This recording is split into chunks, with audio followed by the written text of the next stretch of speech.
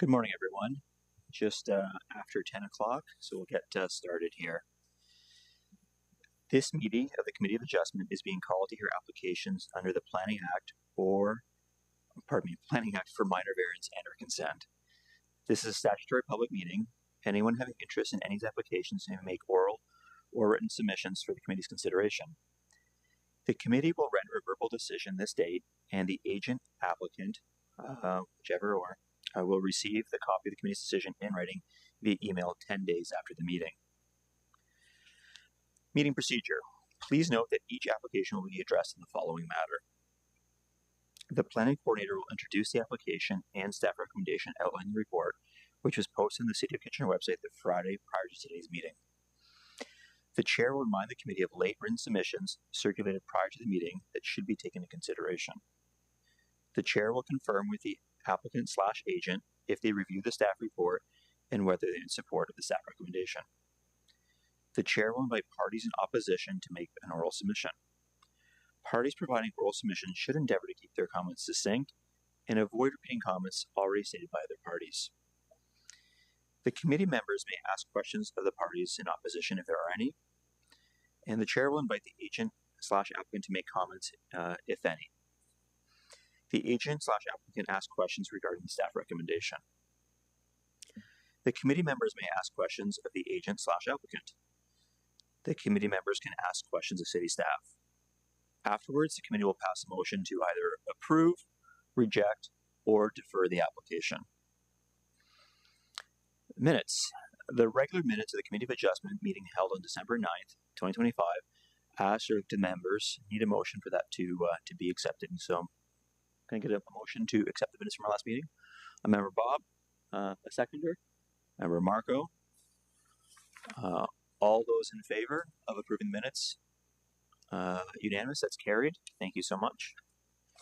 Next, I'm calling for any disclosures of any pecuniary or conflicts of interest or any general nature thereof, any conflicts of interest in the agenda. Amanda? I'd like to declare a conflict of interest for applications 2026-001 and 2026-002, conflict of interest related to my employment. Thank you for that. So we get to those agenda items. We'll just ask you to kindly step out for a few minutes. So thank you for letting us know. Next, we've got unfinished business. There's 3 items here, 5.1, 5.2, 5.3. That's 776 Rockway Drive, 104 Brentwood Avenue, and 67 and 71 Butcher Street. These matters will no longer be considered at this date. At the request of staff, this matter has been rescheduled to the February 17th, 2026 Committee of Adjustment meeting in accordance with the committee's deferral decision on December 9th, 2025. So those 3 items from our unfinished business will be then pushed to our February meeting. Yeah, excuse me, Chair. Just items 5.1 and 5.2. Oh, sorry. So 5.1, 5.2, 5.3? 5.3 can proceed this morning. Oh, we'll proceed? Okay, my Yes. apologies. So just to, 5.1, 5.2 will be deferred. Thanks for clarifying. That's okay. Well, if that's the case then, I guess we can proceed then with 5.3. So that's B 2025-034, B 2025-035, and A 2025-127, 67 and 71 Butcher Street, separate parcel. If I can ask the agent/applicant to be seated over there to my right. And while that's happening, if I can invite the planning coordinator to introduce the application and staff recommendation, please. Thank you. Great. Thank you, Chair. So the 3 applications before you this morning, the first one is a minor variance application for 71 Butcher Street. There are 3 minor variances before you this morning. A lot width of 5.8 meters instead of the minimum required 19 meters. A rear yard setback of 3.2 instead of the minimum required 6 meters. And an interior side yard setback adjacent to 79 Butcher Street of 3 meters instead of the minimum required 4.5 meters, sorry. So staff have reviewed this minor variance application in light of the 4 tests of the Planning Act, find that they meet all 4 and is recommending approval. and that would lead us into the two consent applications. The purpose of the consent applications is really for financing purposes. Both are currently developed with multiple residential uses, and so the severance is really just creating a lot line and creating two parcels to recognize the development separately. Staff have reviewed these consent applications in light of provincial, regional, and city policies, finds that they meet all of those, and is recommending approval subject to a number of conditions.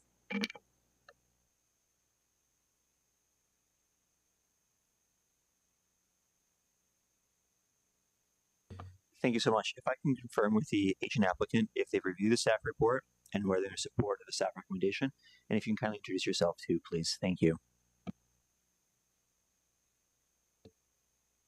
Good morning. Kristen Barristel from GSP Group. We are the agents acting on behalf of the property owner. We've had a chance to review the staff report and recommendations, and we have no concerns or questions. Excellent. Thank you so much. Are there any parties in the gallery in opposition to this application? Seeing none. Members of the committee, do you have any questions for the agent / applicant? Member Marco? I have a quick question for staff, if that's all right. Sure thing. Yeah, I was just curious. I noticed at the top, you mentioned it sounds like maybe staff might support shared servicing, but it looks like engineering might require separate servicing because of the severance. So I'm just sort of curious. Yes. So the report was amended to indicate that the easement would be for shared servicing as well. That would be where they're on the property themselves, so two separate at the lot line and then coming in and sharing on between the two properties. Okay, cool. Thank you. That's it. Any more questions for the agent applicant or city staff? If seeing no questions, we'll need then a motion. Mayor Marco? I will move the staff recommendation to approve. Cool. So Member Marco made that motion to approve the staff recommendation. Seconder. Member Maria. Got a first and a second. Floor is open for debate. Any debate on this item? Seeing no debate or comment, so I'll just call for the vote. All those in favor? 1, 2, 3, 4, 5. Unanimous. Carried. Good luck. Next, we move to new business in our agenda. We have 6.1. That's A 2026-001, 532 Cortland Avenue East, and these are the items that Member Amanda has said she has conflict with. So just ask you to step out.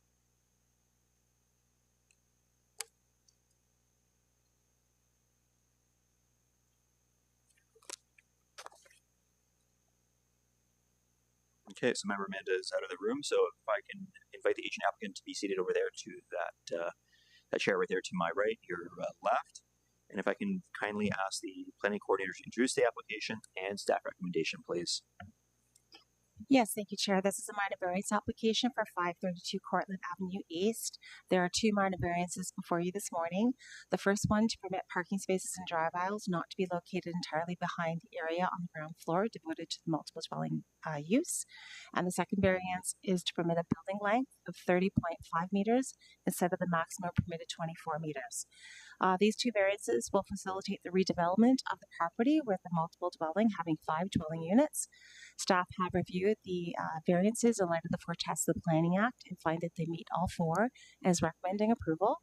You will note that we are recommending approval subject to conditions.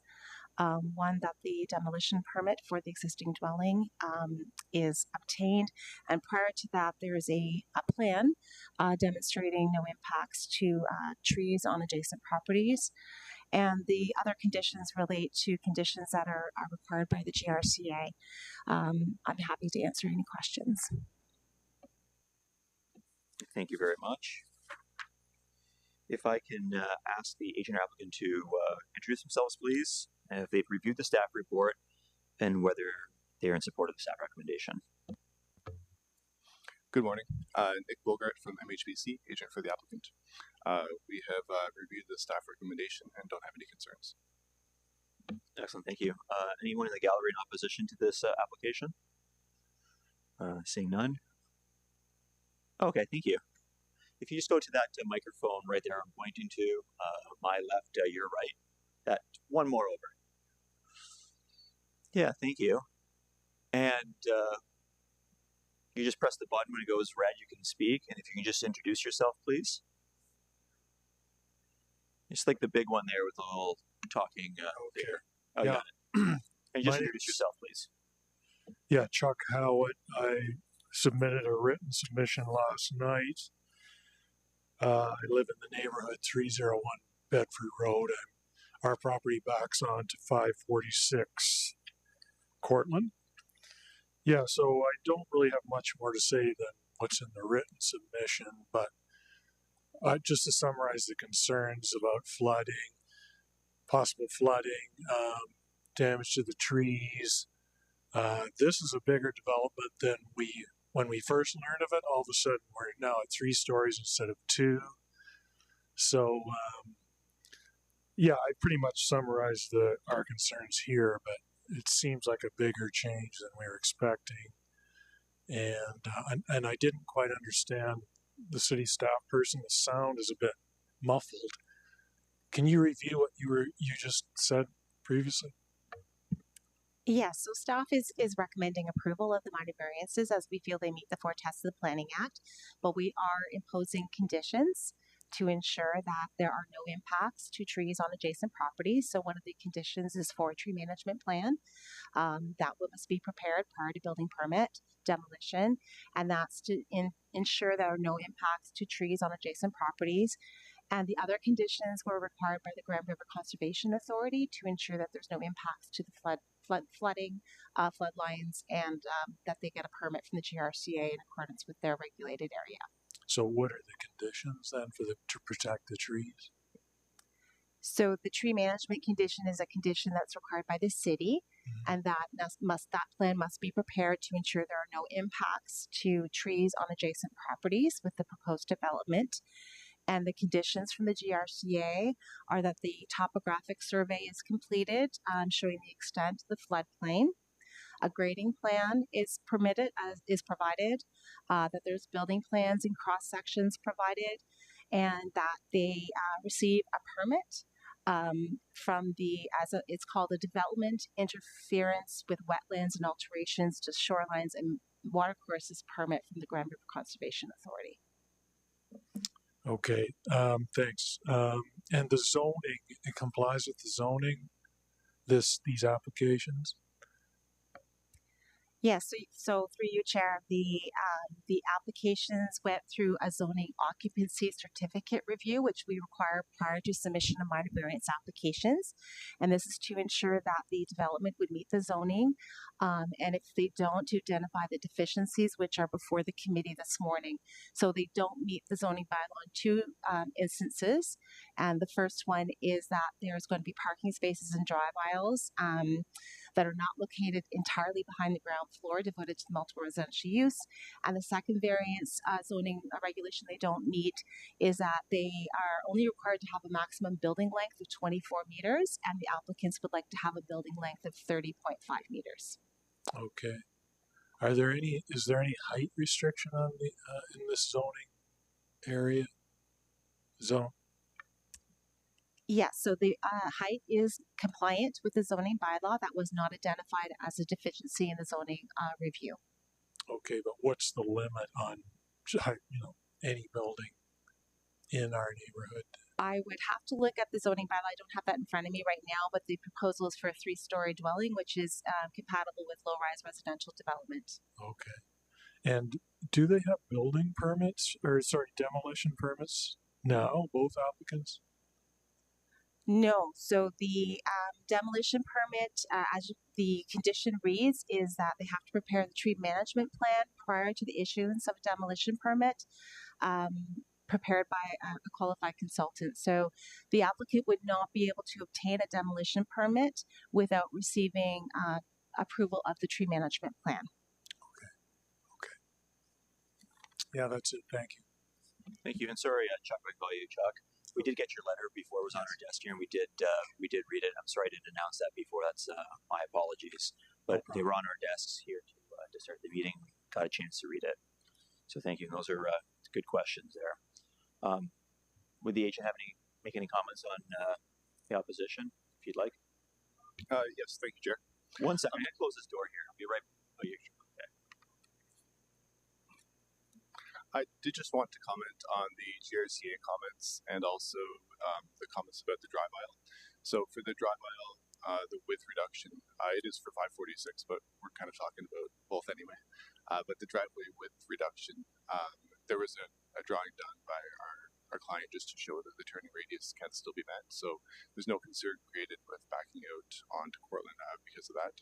And GRCA as well, they did review the application, provided comments, and we did provide a drawing showing the flood elevations and to show that the building is above those elevations. So they didn't have any concern with the application.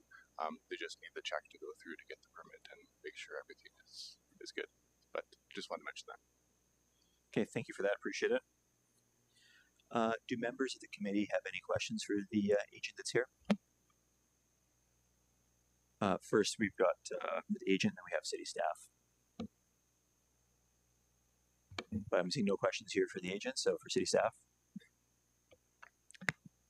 Thank you, Mr. Chair. A question for staff, and it's maybe more general in nature.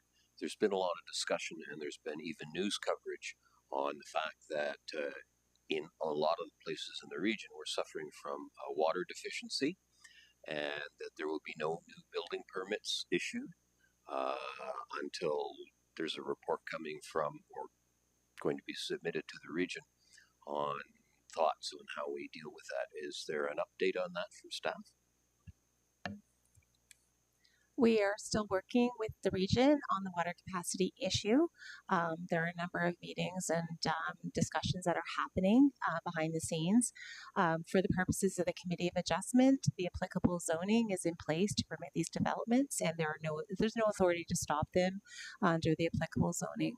The zoning permits the uses and will continue as business as usual with our building permits and site plan approvals until told otherwise.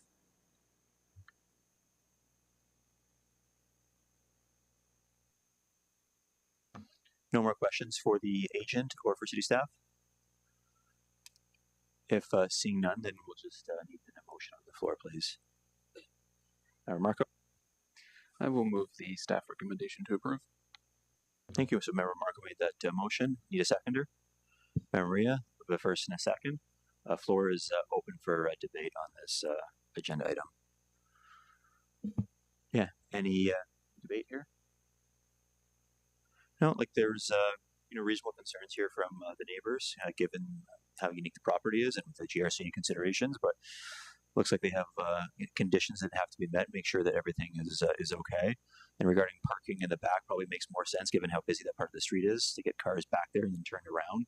So it seems like it makes sense and more lines of gentle density if it's only 3 stories though. So yeah, if I'm seeing no further debate, we will call for the vote here. So all those in favor of the application? 1, 2, 3, 4. So all 4 in favor. That's carried. Good luck. Thank you.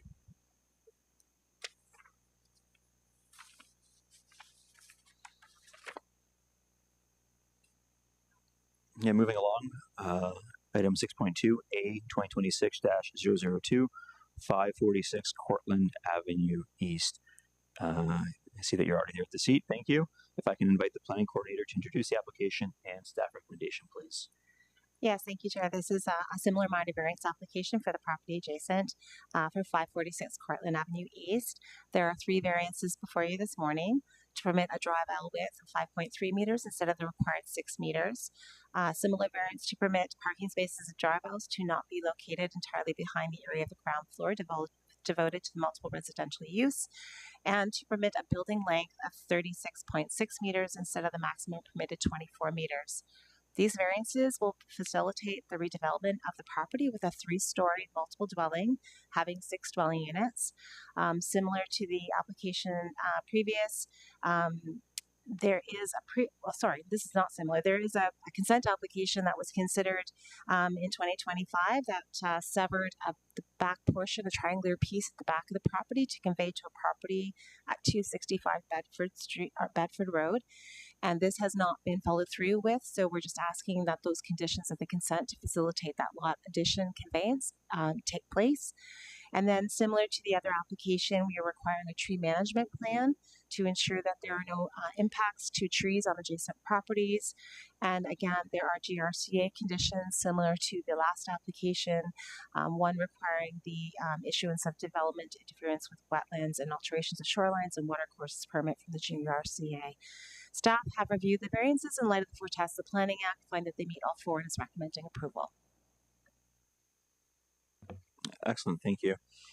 If I can ask you to introduce yourself again, please, just for the record, and then if you reviewed the staff report and whether you're in support of the staff recommendation, please. Thank you, Mr. Chair. Nick Bogart from MHPC Planning. I've reviewed the staff recommendation and are supportive of the recommendation. Excellent, thank you. Chuck, I see you there. Floor is yours. Our concerns were basically the same with both properties. More concerned with 546, obviously, because that's the one that backs onto our property. Sorry, 532 is a bit further away. I just repeat the same concerns that we want the trees protected, flooding, any chance of flooding reduced, and we're not happy with the height, but if it's part of the zoning, I'm not sure what we can do at this point. Yeah, I hear you there, Chuck. If I can maybe just lean on city staff again to just reiterate that with the tree preservation plan and the GRCA conditions. Thank you. Yes, sorry. So similar with the last application, the applicant had to submit for a zoning occupancy certificate to make sure that the proposed development would be compliant with the zoning bylaw, including height. The 3-story height is compatible with low-rise residential. It's the height that's permitted in all our residential zones in the city, 11.5 meters. And so this will meet that height requirement. The only variances that were identified through the process are before the committee this morning. The drive aisle width, the location of the parking, and the building length of 36.6 meters instead of the 24 meters. Staff have ensured that the conditions will not impact adjacent properties. The city condition for the tree management plan, again, is just making sure that there are no impacts or damage to trees on adjacent properties. And the GRCA comments are to ensure that there are no impacts to the floodline plain, and that they will get the appropriate permissions from GRCA through the variance approval. Okay, yeah, and just another question. The driveway will be on which side of the property? I guess if you're looking at the driveway, it's on the left side. So if you're looking at the house for the roadway. Sorry, on the left side when you're looking from the street? That's correct. Yeah. Okay. And it'll be a deeper building. It'll go back deeper on the property, basically, than the original application.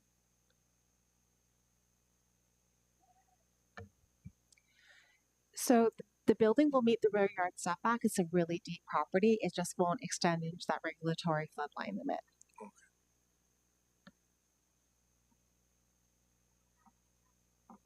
Any more questions, Chuck? No, I believe that's it. Thanks.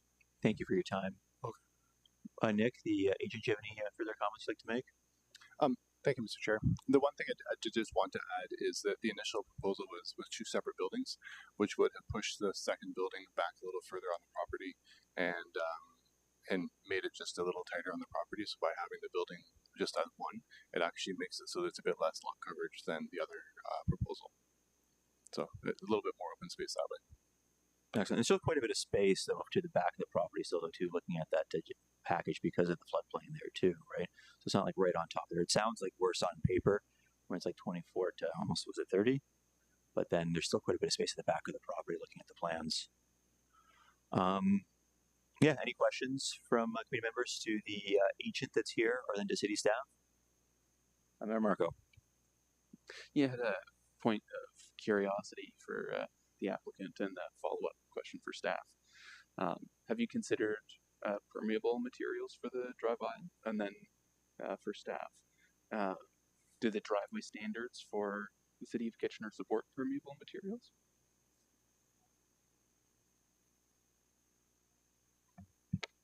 Whoever wants that one first. I can answer it first. In terms of the driveway, it has to be a hard surface material, so it could have permeable materials comprised of it as long as it's hard surfaced. That would be totally up to the applicant as to whether that would be something they would do. And just to add, I don't know that they've finalized the surface yet for the driveway. I believe they're probably asphalt based on other applications similar, just for maintenance and such. But I do know the open space is greater than what's required for the zoning, so there's definitely surplus of landscaped area for infiltration and such. Thank you. I was just curious. Excellent, thank you. Any more questions for the agent or for city staff? If there are none, we'll get a motion. Maria. One more question. Okay, go So- ahead, Chuck. This is going to be one building now, not two? Through you, Mr. Chair, yes, that's correct. It's one building. Okay. Yeah, because we originally thought it was two, but You know, they're just combining the two. The two properties. And that's why you get then less lot coverage, which Right. is better, in my opinion. okay. Thanks, Chuck. If you just get that, perfect. Maria. I just want to set a motion forth to approve as per staff recommendation, including all conditions listed. Excellent. So Member Maria made that motion to approve as recommended. Member Marco is seconding that motion. So we've got a first and a second. Floor is open for debate. If I'm seeing no debate or comments, I will call for the vote. All those in favor? 1, 2, 3, 4, unanimous. All 4 in favor. Carried. Good luck. Thank you. If we can get Member Amanda back, please.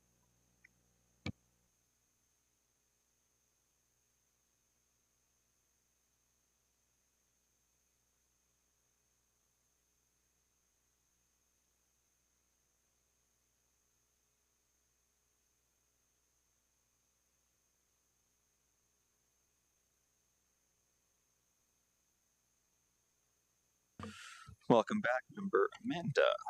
We're good to go. So next we have 6.3, A 2026-003, 4417 King Street East. If I can invite the agent or the applicant to come forward, please. And if I can please invite the planning coordinator to introduce the application and staff recommendation, please. Yes, thank you, Chair. This is a minor variance application for 4417 King Street East. The variance before you is to permit a car wash as a permitted use, whereas the new SGA 2 zone does not permit a car wash as a permitted use. Staff are recommending refusal of the minor variance application. I just wanted to provide a little bit of background as to why we've recommended refusal for your consideration. So previously in the zoning bylaw, the COM3 zone permitted the car wash. In May of last year, May 5th, 2025, Council approved new official plan policies and zoning because this is a protected major transit station area. These were approved on May 5th.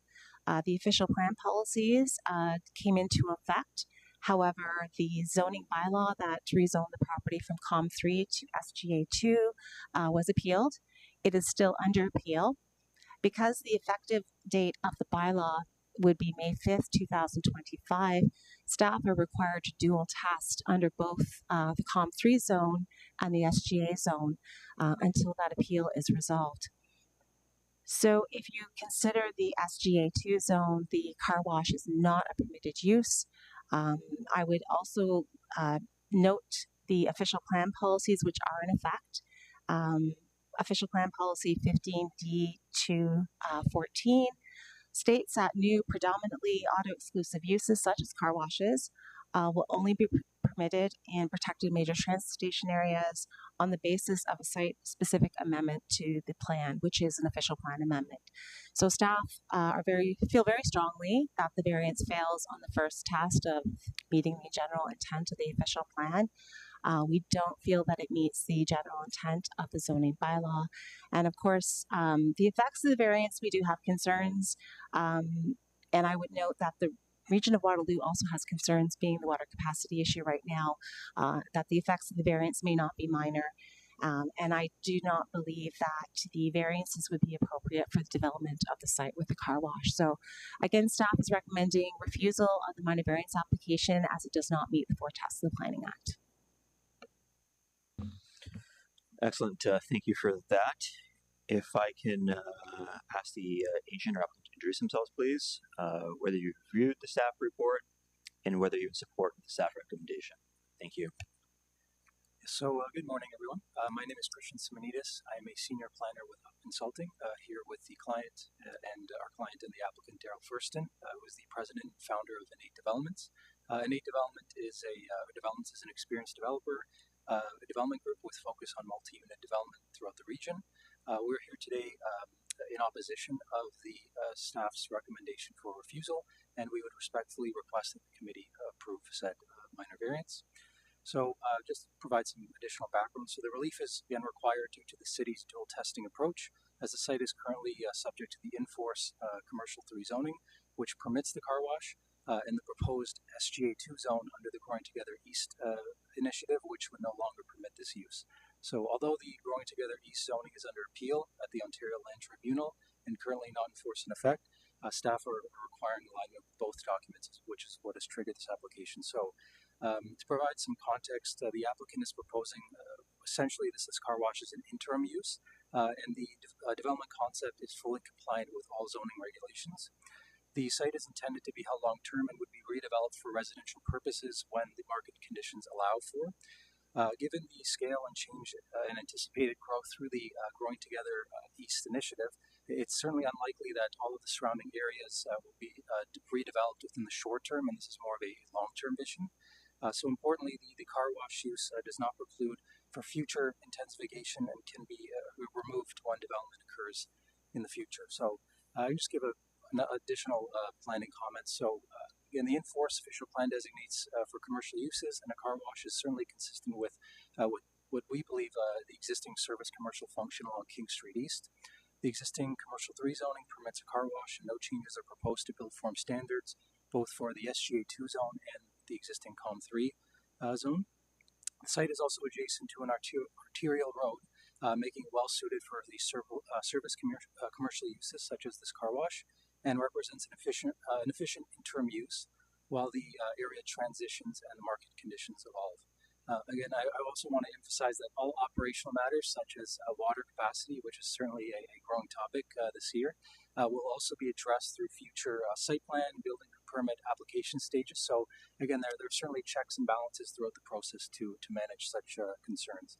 And we note that the variance is minor in nature as the use is temporary and will not interfere with the long-term intensification of and or objectives of the area. So with that, I'll pass it along to Daryl for just some of his comments and brief introduction. So. Hi, first of all, my name's Daryl Furston. I'm the owner of Innate Developments, and thank you for listening. Innate Developments is a high-rise residential developer in Kitchener. We just completed a couple years ago our DTK building at the corner of Duke and Frederick, 39 stories. We're completing this year 30 Francis across from the Tannery at 46 stories. This is what we do for a living. All we have ever done is high-rise residential, and we love being high-rise residential builders in Kitchener and Waterloo. This site will be a 2-tower high-rise site in the future, which is exactly what I believe city staff want. The problem is today it is not viable to be one. What we're looking for here is an interim use until such a point in time that market conditions can change so that we can build those high rises in the future. So for perspective on this one, we're proposing a car wash. It's very simple to build, low cost to build, and something we can easily knock down in the future when market conditions change. So there's 2 market conditions that we need to change. One, we're frankly in pretty much a real estate depression right now. Like, we can't start anything or build anything. We're sitting on our hands. But secondly, what will make sense for this corridor to have high-rise residential is the completion of the next leg of the LRT. And when that time comes, we will be building high-rise residential. Our issue is this. In our research from speaking to regional staff and members of the committee working on the LRT, the region has now approved a move forward with the LRT, but has no funding to do so. So step one is they need to acquire funding from the provincial and federal governments. They're tracking a timeline of at least a year to do that if it works out. If that works out, they're expecting a 5-year timeline for the planning phase to go through all the studies and procurement and everything they need to do. Best case scenario. After that, they need 3 years to construct the LRT. Best case scenario if nothing goes wrong. That's a minimum of 9 years from today. If nothing goes wrong and the federal and provincial governments show up with money to move forward with this LRT, in my mind, that's 10 to 15 years. What we see is this. We would like to make this site active between now and then with a low-cost development that we can easily knock down in the future. We will create in excess of $1 million of additional tax revenue for the city by doing something with the site where currently it's basically just grass. We will create jobs in the construction of this car wash. We will create jobs in the operation of this car wash for the next decade plus. And, furthermore, we'll create a great active use for the community to be able to get their cars washed, and it's a positive for the community being across the street from pretty much one of the largest and most active parking lots with Costco directly across the street. So I think it's a great use in the interim as opposed to the site sitting there doing nothing, because if we don't build a car wash there, you're going to be staring at nothing for the next decade or 15 years. I think the city and region have an excellent plan to move an LRT down this corridor, and I think it'll work out wonderfully well, and we will participate in the building of residential units. It's just not there yet. So this is why we're asking for this variance to be able to have an interim use that adds positive economic benefit and benefit to the community. Thank you very much for hearing our application. Yeah, thank you for that. Those presentations. Do we have any parties in the gallery in opposition? Seeing none. Members have any questions for the agent and the owner here? Maria.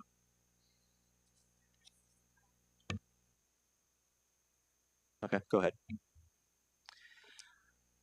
So we're all aware that the region is obviously assessing the water capacity, and this is a refusal, and I'm just playing devil's advocate right now. If we were to challenge this, the region probably would halt this during building permit review, correct? Because of what they're going through in terms of reassessing the water capacity.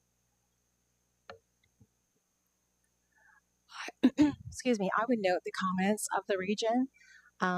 They provided comments specifically to this minor variance application, the only minor variance application on the agenda this morning.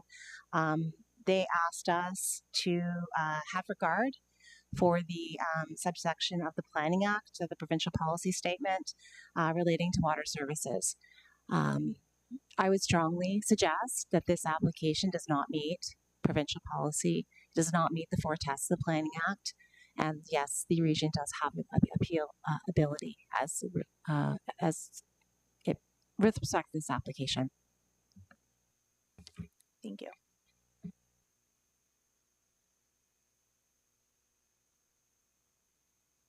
I've got a question for the agent or the owner. Are any other options considered beyond a car wash? Just under the current climate with water capacity issues, car wash seems the exact opposite. Any other options if you work with city staff? Mostly out of curiosity for the site, because it's also a shame it being underutilized, just sitting there on a really busy corner. Absolutely. Again, our focus is long-term high-rise residential development. In the interim, we found a car wash to be the best because it's the most minor amount of construction. A car wash is a few thousand square feet of building. You pave the lot. It's low cost, which leaves us in a position to not fret over knocking it down when the LRT does come in. We found it was the best use, and there's actually no car washes in that corridor, and there's an incredible amount of vehicular traffic. So we found this was the best use. By the way, if there's a lack of water supply, we're not going to get a building permit, so it's not really relevant. But when the water supply comes on stream, if it makes sense, we would go forward. Thank you, Planner Bob. Question to the applicant. If I recall correctly, there is a car wash on King Street just up the road from where this application is. Yes, there is an older car wash. What we're looking to do is build a more modern, more efficient, more water efficient car wash that uses significantly less water per car wash. So we are cognizant of the water use. Follow-up question, seeing you brought it up. Are there any statistics on what the water consumption of what you're proposing as opposed to, say, for example, the one that is 2 blocks away? Do you have any data on that? We haven't compared to that particular one, but the most modern technology uses significantly less water. There's a huge investment in basically recycling the water, which older car washes don't use. They clean your car and throw it down the drain. We recycle all the water and the chemicals.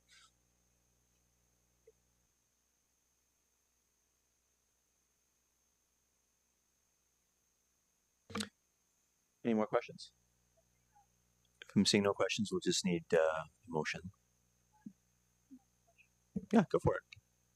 Just a question for city staff. I wonder if you could just fill in the gaps for me on the current appeal. Is that a site-specific appeal related to the change in use?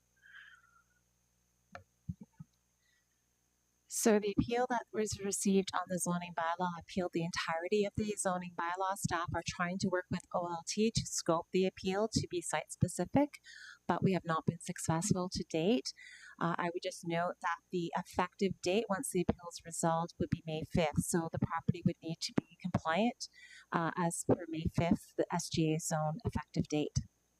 And pardon my ignorance, but who launched that appeal? Private property owner. Okay. It is site specific, although the way their appeal was written, it appealed the entirety of the zoning bylaw. But not the applicant being the private landowner? Like it's The applicant before you this morning? Yeah. No. Okay. No.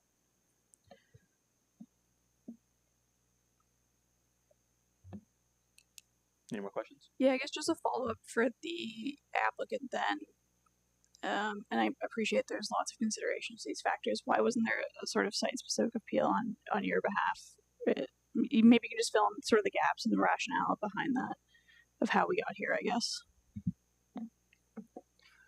Yeah, absolutely. We only acquired the site more recently, post the May 5th, 2025. So we weren't in a position to appeal that. Thank you.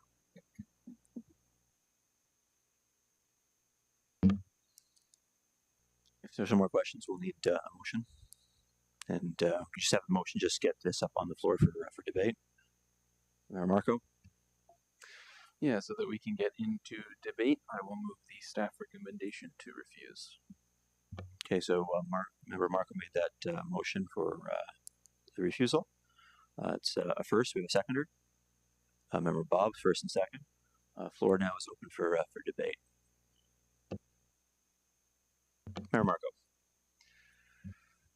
Yeah, I'm a little torn on this one. I can understand that it might be beneficial to have something on the property rather than just grass. I'm a little bit torn because I think my interpretation is that the official plan is pretty clear as to what the city wants to do with this zone moving forward. Even if it fits with the context, I think it's appropriate for the city to decide that, okay, we want to shift our priorities moving forward, and I understand that you guys, or that the applicant is amenable to the direction that the region and the city wants to go. I'm a little bit torn, and I'm curious to hear what my fellow members have to say. Amanda? Sure, just some general comments. Yeah, I echo Marco's comments. Definitely torn on this one. I appreciate the long-term goal, and it's a bit of a difficult situation because of the recent transition of the land, and there's going to be sort of that brief period in between where things are a bit clunky and awkward. I guess it's somewhat compelling for me that this property was purchased after the change in use. That would have been something that would have been investigated as a part of the purchase in terms of limitations on the property and what it could be potentially used for. So I thought that context was helpful for me. Yeah, thank you. This is a difficult one that I've been struggling with. It's great that both the city and this owner have shared the same long-term vision. I think the challenge is what happens in the short term, and like I would hate to have a property in my hand side and can't do something I wanted. It seems reasonable enough, but the same token, though, too, we are tasked to review things under see if it meets the four tests. And it doesn't seem like it meets the four tests, and it goes against the intent of the official plan for this particular parcel for this short-term use, and that's the part that I struggle with. But ultimately, I just it'd be great to have something there versus just an empty lot, and it seems like it would be a decent use. The other thing I struggle with, though, too, is just the challenge, and I guess it'll be for other people to decide, is when we keep talking about water capacity issues in the car wash, even if it is more efficient, just seems quite the contrast. So yeah, I'm struggling with this one, but ultimately, as far as meeting those four tests, at this time, I don't think it does. So that's my my challenge there. Anyone else want to make any comments before calling for a vote? Marco? Yeah, I just thought of something else. We have received other applications requesting to add permitted use. I think a little while ago we had an application before us for a, I believe, a mechanic, an auto repair shop. However, in that case, it was an existing use. And I can't necessarily speak for my fellow members, but I remember feeling a little that it would be unfortunate to force that mechanic to cease operations, seeing as this property, the car wash, isn't an existing use already. Yeah, I think I'm leaning towards, I don't think it meets all the four tests, unfortunately. Yeah, any more comments from the committee members? If I'm seeing none, I will call for the vote, and the vote is for refusal. So all those in favor of the refusal? 1, 2, 3, 4, 5. So 5 voted in favor of the refusal. Yeah, so motion is, or amendment, or application, pardon me, is refused. Sorry about that. Good luck.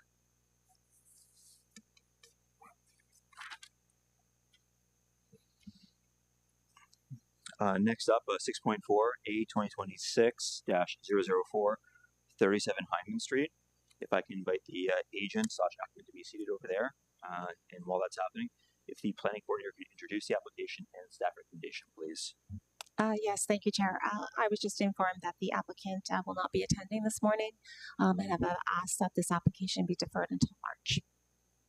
Okay. Do we need to make a motion for that to happen, or that just automatically gets deferred? Okay, can we have a motion for that deferral? Member Bob, seconded by Member Marco. So motion on the floor is to defer 37 Hyman Street to the February meeting. All those in favor of that deferral? Hands up.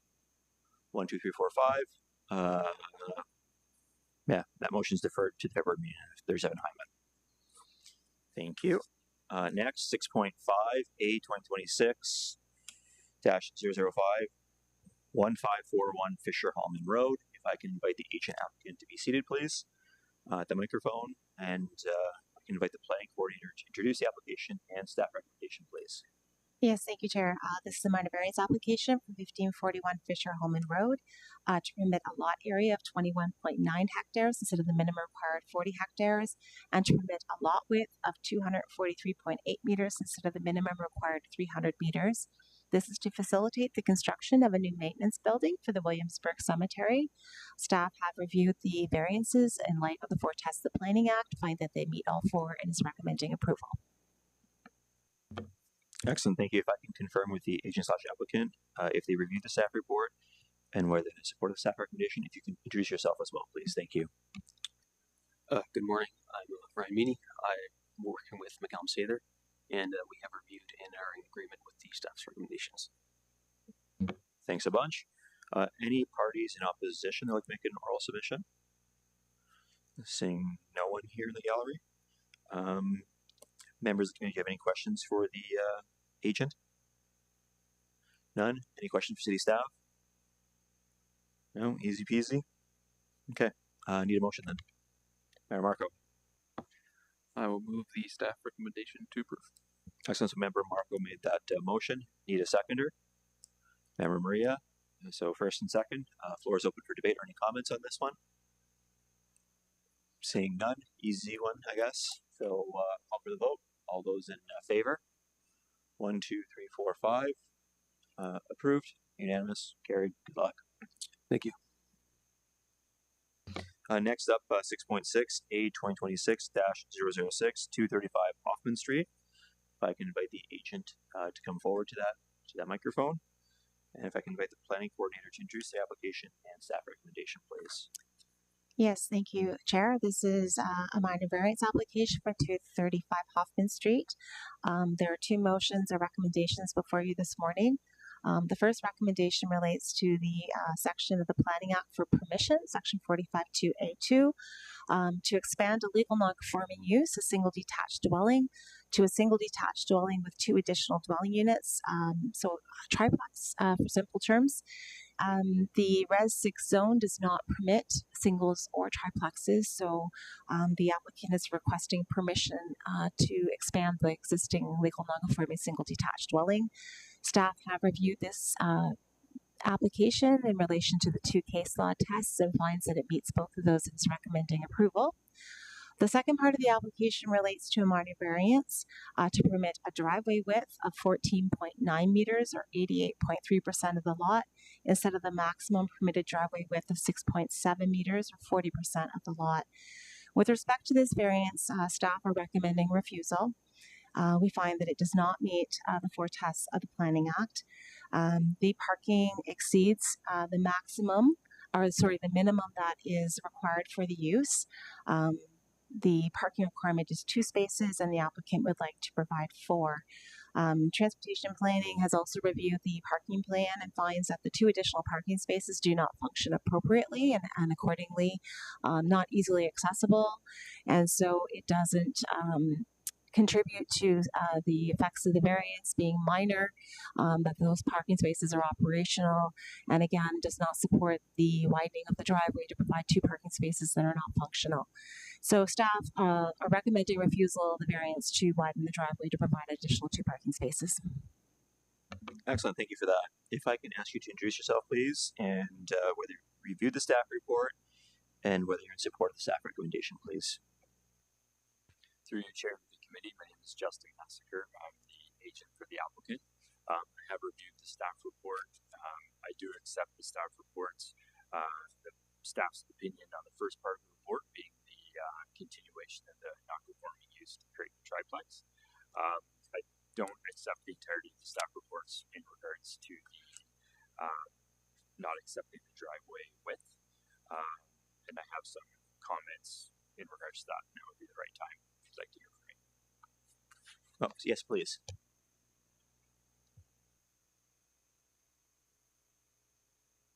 Remarks specifically around the context of the driveway.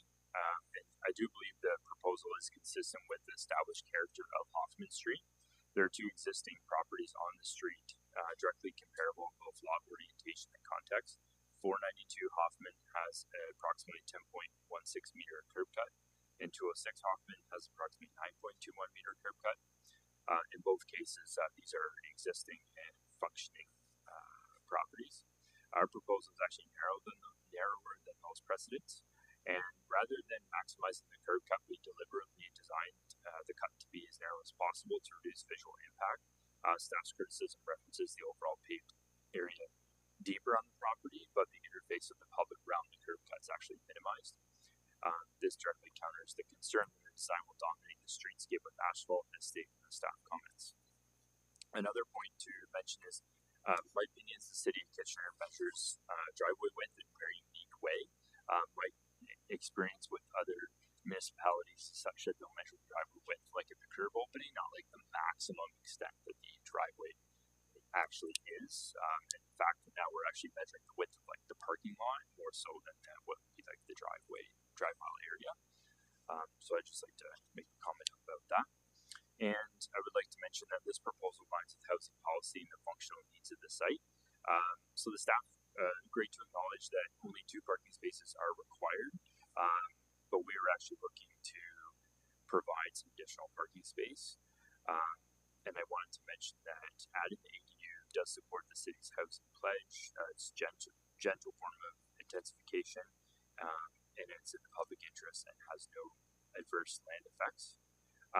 I wanted to touch on the transportation related comments. Those were actually never provided to us during pre-consultation or circulation, meaning if there were transportation concerns, which when designing the site, we did check to see if the radiuses and things like that would work to be able to park a car in those 2 additional spots.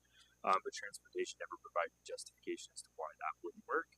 So we would be willing to accept a condition to reconfigure parking or actually widen the curb cut further. There's some broader context around the area that supports this layout. The subject property is surrounded on all sides by mid-rise and high-density apartment buildings, large parking lots, and existing hardscape that already defines the character of this block.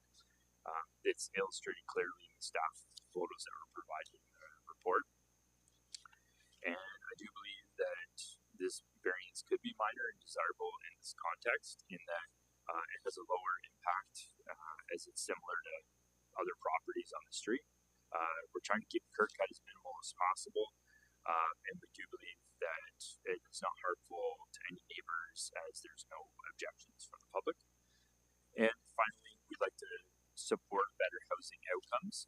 There are interesting reports from the City of London in that they're actually investigating increasing minimum parking for their high density zones from 0.5 units to 1 unit per dwelling. So again, we want to make sure that vacancy rates don't increase due to lack of housing that has parking, and we can provide 1 parking per dwelling on this property. So that was the reasoning for doing this, and we'd appreciate just taking those things into consideration when making your decision. Thank you. Thanks so much for that thorough explanation and presentation. Anyone in the gallery in opposition to this application? Go ahead, Mr. Chair, should we split this in half? Because one is approval and the other is Yeah, refusal? when we get there, I think we'll best to have 2 separate motions. For now, we'll just get through our questions for the agent and the just my question city concern. staff. And then when I get to motions, I'd like to have 2 on the floor if possible. Yeah, any questions over the agent? Marianne? Probably a question for the city and perhaps our transportation planning analyst. I'm just wondering, there's reference to the poor functioning of, I mean, looking at this, I can imagine what the poor functioning is, just how close it is to the sidewalk and the edge of the lot line. But I'm just wondering if you could speak to like what the city's specific concerns are with regard to the parking and its poor functioning day to day. Sure. So from the layout, we require a minimum drive aisle width of 6 meters. The reason for the 6-meter width is to allow vehicle functionality. So it's commonly accepted that our guidelines have just recently been updated to 6.1 meters. So any vehicle that would be entering those 2 spots would have to be weaving around the other parking spots. At what point they couldn't just go in a straight line. They would have to oversteer a bit beyond the parking space to steer in. So ideally what we would see is the turnaround space, and at a minimum, one of those spaces are removed and the parking space is pulled up, so that way vehicles aren't driving and weaving around other vehicles that may potentially block their access. So the hammerhead turnaround on the right side of the page is unlikely to actually ever be used as a functional parking space or turnaround area. It might just become storage or snow storage. Okay. Thanks. Yeah, further that though too, there's like some really good drawings there of what's planned on the inside and for the multi-res, but there's not many like diagrams or information on this parking, which seems to be the greatest concern here. So just looking at the property, is it where that fence area is, that would be all paved? Is that the goal with this variance? If I can ask the agent that question, please.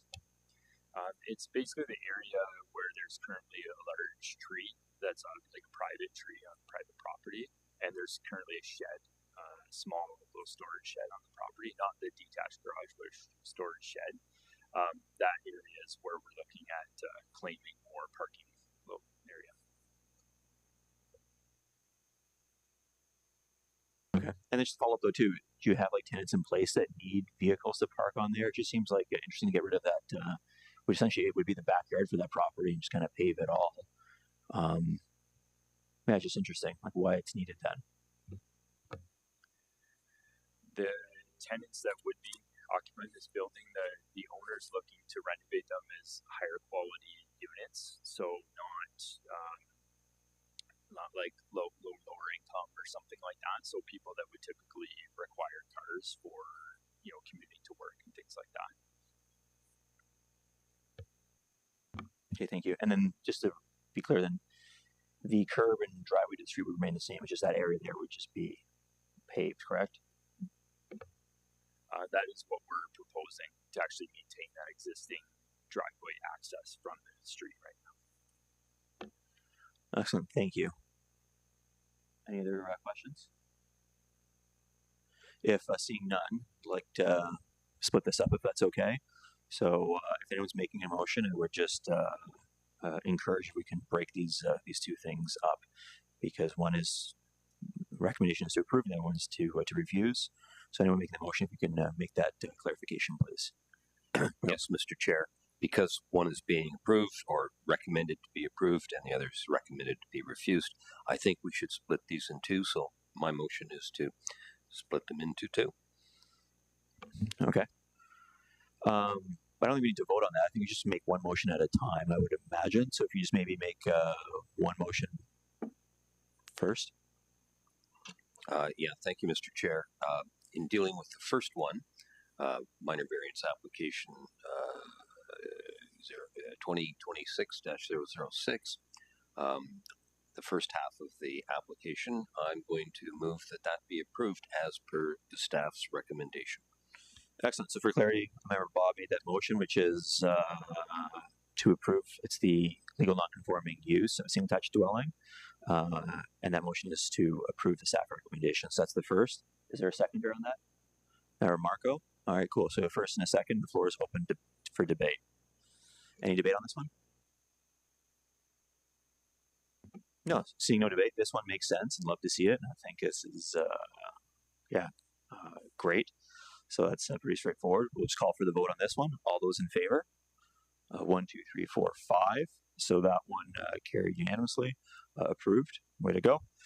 And then we need a second motion now. Member Bob, let's go. Okay, to open this up for discussion and debate, I'm going to move that the second half of this application, which is to be refused as per staff recommendation, I'm going to move that we go with the staff recommendation and refuse it for the purpose of okay. So Member Bob made that motion, which is to refuse the section of this application regarding the widening of the parking surface. That's the first. Seconder? Member Marco, first and second. Floor is open for debate. Member Amanda, then we'll go to Member Marco afterwards. Probably just a follow-up question, and this may already been an avenue that have been explored. Perhaps a question for staff initially. If the existing curb cut was to be opened up a bit larger to make that sort of through space a bit wider, like, do we get into other non-compliance issues, or?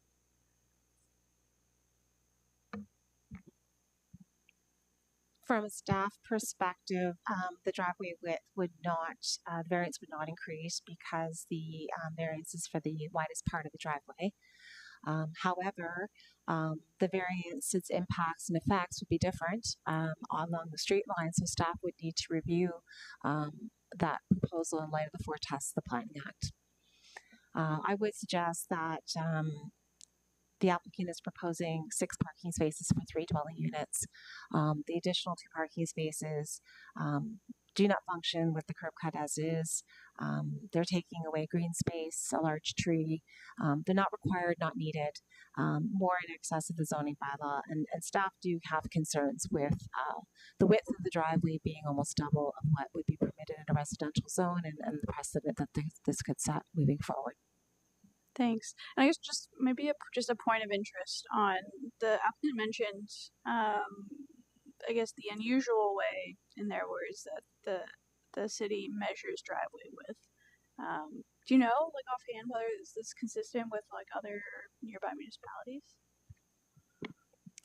I am not aware of other municipalities. Our bylaw reviews the width at the widest point. So whether it's at the curb or in the property, it's the widest point of the driveway. Okay. The Thank you. driveway would also be measured in a different way because this is all perpendicular spaces. So if there was a drive aisle with parking spaces that were perpendicular, then we would measure it different. Like other municipalities may consider measuring it differently. Yeah.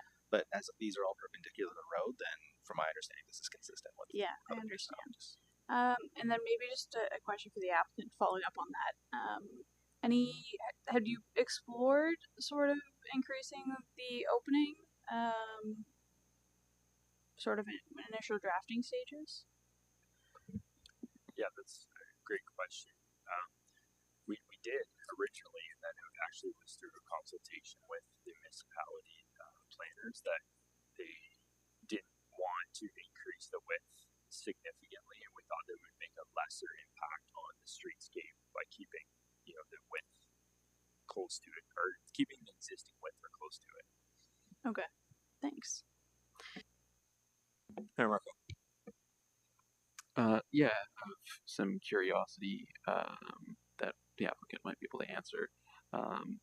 Based on the drawings that I can see, it looks like most of the redevelopment would be occurring within the existing house. But I see a garage, and I don't see any drawings that are referencing the garage.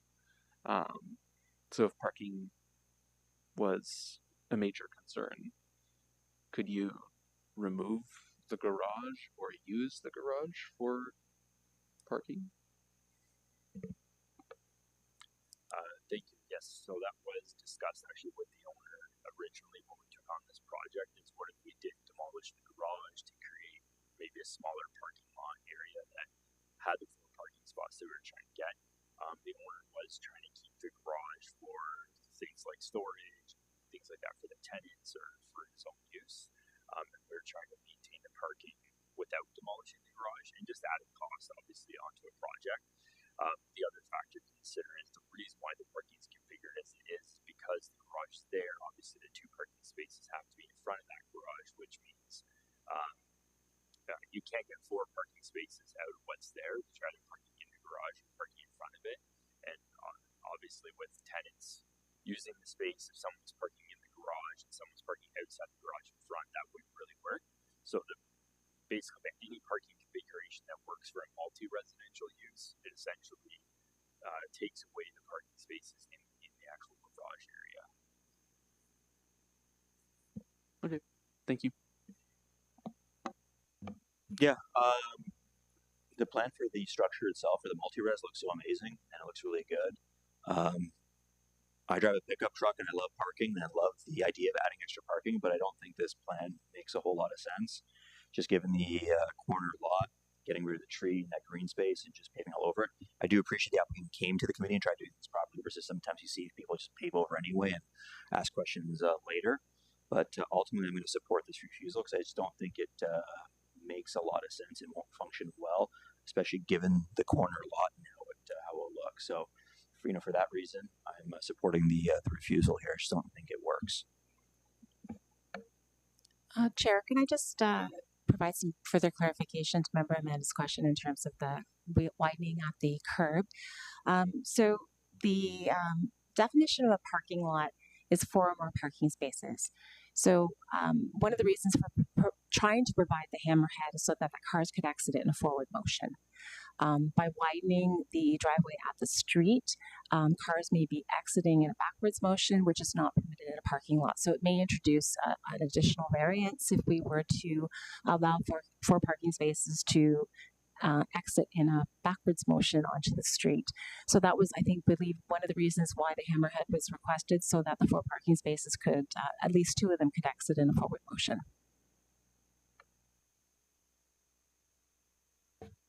Yeah, thank you. I thought of that first, though, too, widening it, but then with the busy corner and then right across from the school, though, too, backing out of that driveway would be really challenging, I think. Any other comments or debate on this Motion? I guess maybe just a question for the applicant. Like, it seems like there's some concerns over the parking for sure. Any appetite for going away and reevaluating, potentially working on a different arrangement that might satisfy the city, and albeit it may, based on our planning comments now, it may require different minor variants. I'm just cognizant of if you were to come back with a fresh application, that would be a new cost to you and all of that. Yes, I would like to know what my options are for that. I believe the owner would probably be interested in seeing different options when it comes to, could we come back to the committee with a different design that, say, the planning department approves? Again, part of my comments today were also, I wasn't even aware that there was an issue from traffic until I saw the staff report, which was Friday, so there wasn't really a lot to go back to there. To city staff. Yeah, I can provide some background. So when minor variance applications are submitted to planning staff initially, planning do a zoning review. This one would have gone through a ZOC or zoning compliance certificate. We identify variances to the applicant that we can not support, and we ask the applicant if they would still like to proceed with the application. This variance was identified as a variance that could not be supported. There was work with the applicant in terms of the parking area. That is a customer service that we provide when the applications are submitted. Transportation comments just confirmed what staff had suggested to the applicant when the application was first submitted. The options are limited for the parking here in terms of a rework and additional variances in either case, whether there's a widening at the curb or the widening on the property. A minor variance is required for a driveway widening, which staff have been pretty consistent in not supporting in our low-rise residential areas. It takes away amenity space, a large tree, the 2 parking spaces don't function, and it's more than enough parking that's required by the zoning bylaw for the use that's proposed. Good suggestion. I like where you're going with it. But if no other options, then I guess we just have to vote on this then. So, yeah, I'll call for the vote, which is to support the refusal. So all those supporting the refusal. 1, 2, 3, 4. So 4 for the refusal. All those against the refusal. 1, member Bob. So that's 4 to 1. So that was refused. Sorry.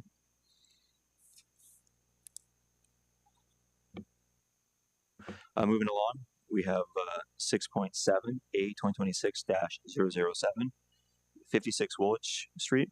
If I can invite the agent applicant to come forward, please. And if I can invite the planning coordinator to introduce the application and staff recommendation, please. Yes, thank you, Chair. This is a minor variance application for 56 Woolwich Street. 2 variances before you this morning to permit an exterior side yard of 1.6 meters instead of the minimum required 4.5, and an exterior side, that's to recognize the existing dwelling. The second variance is 1.8 instead of 4.5 to facilitate the construction of a second-story dormer. The dormer is required to facilitate an internal access to the attic internal to the building. Staff have reviewed the variances in light of the 4 tests of the Planning Act, find that they meet all 4 and is recommending approval.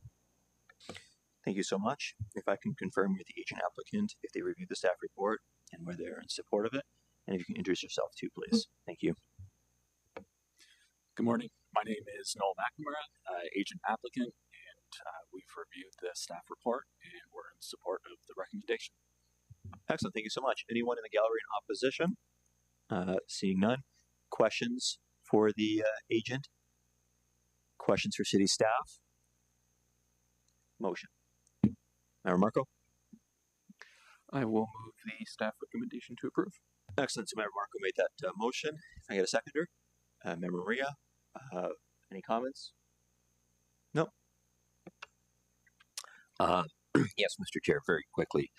This is pretty much in existence and it's fairly minor, so I'm in support of the application. Excellent. Thank you. I'll call for the vote.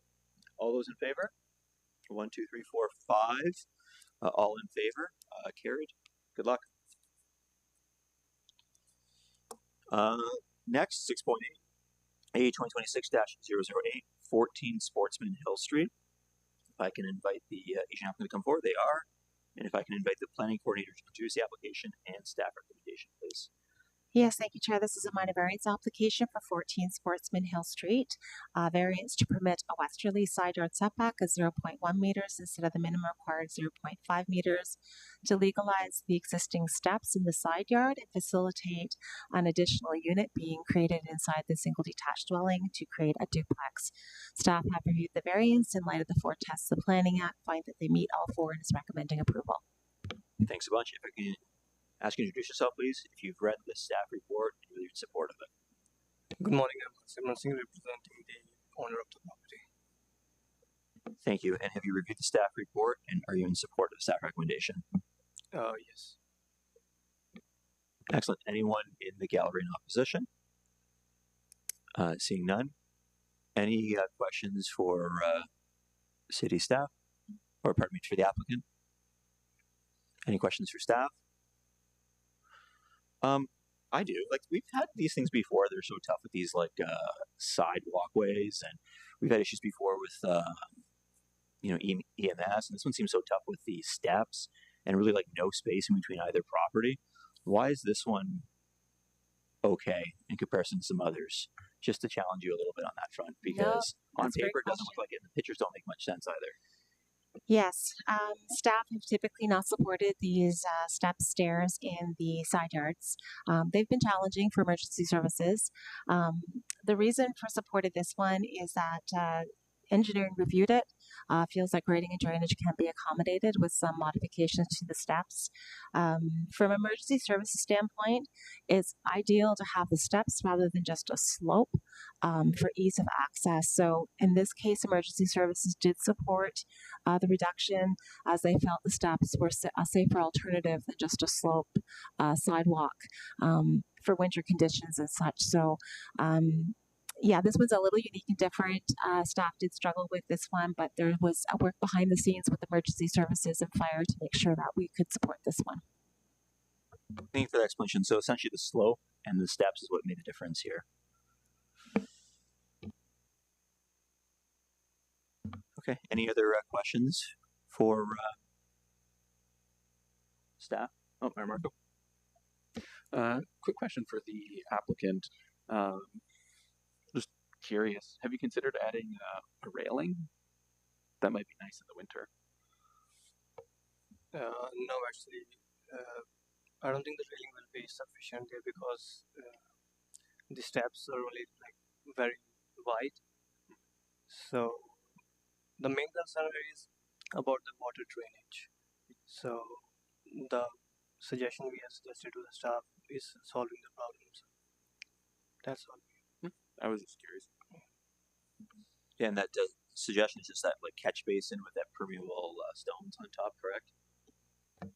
Yeah, so that was the other one that just other point that distinguished this one from the other one. So it was a safety access slope, as well as the applicant agreeing to deal with the grading and stormwater drainage here. Okay, and just for my clarity then too, that will run all along the side of the steps or just at the end of it? Where does that go? All of the side of the steps, all the way to the backyard.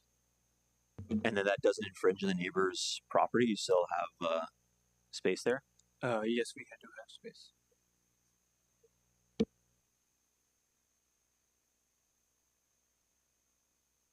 If no more questions, we'll just wait for a motion.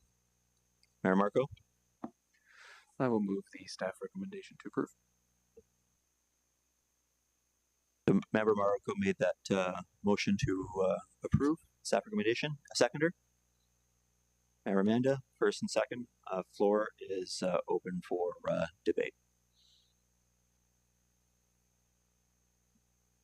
Yeah, I don't love this. It's like, but it's already there. I'm sure we've declined other ones. I guess the only thing, the steps kind of work, but it just seems, yeah, I don't like it, but I guess it's already there and it works, I suppose. So we've seen other ones that are weird with floating staircases. At least this is concrete steps. So. I'm willing to support it. All those in favor? 1, 2, 3, 4, 5. So all in favor? Carried. Good luck. So seeing nothing else on our agenda for today, we just need a motion to adjourn. Come on, guys, best one. Member Maria, making this motion to adjourn. Seconder, Member Marco. All those in favor? 1, 2, 3. Come on, Bob. 1, 2, 3, 4, 5. All those in favor? A motion to adjourn. So